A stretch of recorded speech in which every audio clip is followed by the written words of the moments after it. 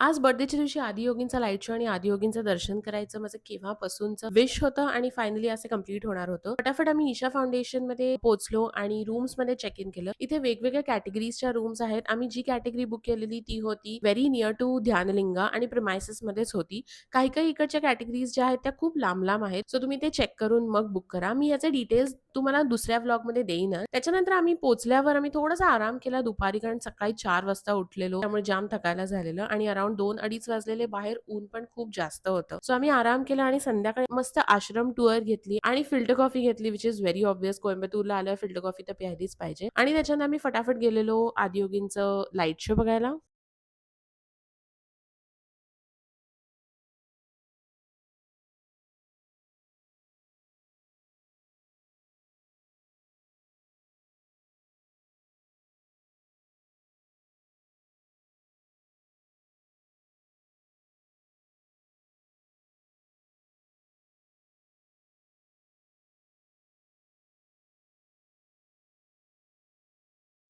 Light show बघितल्यानंतर आम्हाला पटापट डिनरसाठी जायचं होतं. पण याचे स्पेसिफिक टायमिंग्स आहेत डिनरचे आणि ह्याच्यानंतर इथे काहीच मिळत नाही. सो डिनर झाल्यानंतर इथे प्लेट्स पण स्वतःच्या स्वतः धुवायच्या असतात. सो ते सगळं केलं आणि आम्ही we ended our day. Stay tuned for my next vlog. Thank you for watching.